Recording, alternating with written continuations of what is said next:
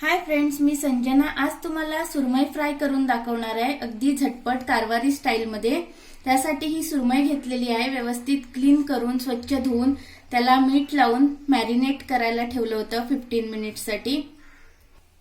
त्यासाठी साहित्य काय काय लागणार आहे ते बघूया।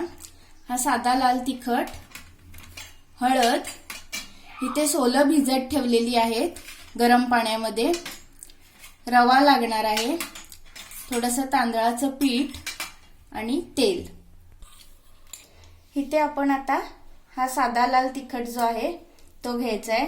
आपले फिश किती आहे त्यावर डिपेंड आहे आपण ही किती आता पेस्ट करायची। त्यानंतर थोडीशी हळद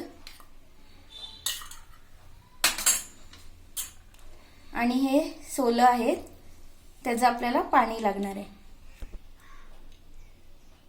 सोलं मी गरम पाण्यात थोडीशी भिजत ठेवली होती।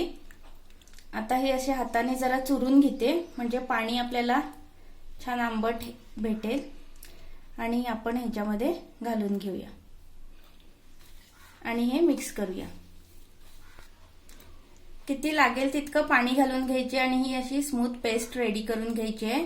तुमच्याकडे सोलं नसतील तर तुम्ही चिंचेचा वापर करू शकता, चिंच भिजत घालून त्याचं पाणी वापरू शकता, किंवा अगदीच ते पण नाही करायचं असेल तर लिंबू पिळून त्याचा रस घेऊ शकता। आता ही पेस्ट आपली रेडी झालेली आहे। आता आपण हे फिश ह्यामध्ये घालून त्याला लावून घेऊया ही पेस्ट। फिशला आपण आधीच मॅरिनेट केलेलं आहे त्यामुळे आता मीठ वगैरे घालायची गरज नाही। फिश क्लीन केल्यानंतर त्याला आपण मीठ लावून 15 to 20 मिनिट्स साइडला ठेवून द्यायचं आहे मॅरिनेशनला आणि नंतर ही मसाल्याची पेस्ट लावायची। तर व्यवस्थित मी आता फिशला सगळ्या मसाला लावून घेतलेला आहे। तुम्ही हवं तर हे 5 मिनिटं असंच ठेवू शकता किंवा लगेच पण फ्राय केलं तरी चालतं, काही हरकत नाही। आता फ्रायसाठी आपण सर्वात आधी इथे एक प्लेटमध्ये रवा घेते आणि थोडं तांदळाचं पीठ, तांदळाचं पीठ कमी घ्यायचं, व्यवस्थित मिक्स करून घेते। आता मी एक पॅन तापत ठेवलेला आहे त्याच्यामध्ये तेल घालून घेते। आता तेल तापल्यावर आपण फिश या मिश्रणामध्ये घोळवून व्यवस्थित फ्राय करायला घालूया।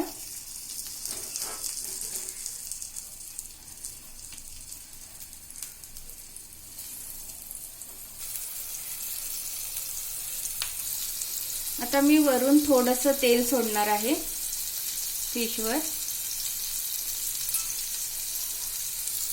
आता आपण झाकण ठेवून लो टू मीडियम फ्लेमवर आपण हे फ्राय करायला ठेवूया।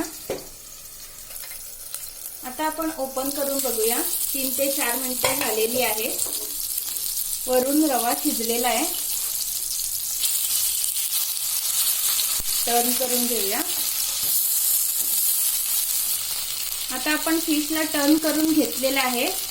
आता ओपनच ठेवून भाजायचं आहे, एकदा टर्न केल्यानंतर परत झाकण ठेवायचं नाहीये। आणि आता पाठच्या साइडनी पण व्यवस्थित खरपूस भाजून घेऊया लो टू मीडियम फ्लेमवर। तर आपण दोन्ही साइडनी 3-4 मिनिटं व्यवस्थित फ्राय करून घेतलेलं आहे, तुम्ही बघू शकता। आता आपलं फिश रेडी झालेलं आहे, आपण काढून घेऊया एका प्लेटमध्ये।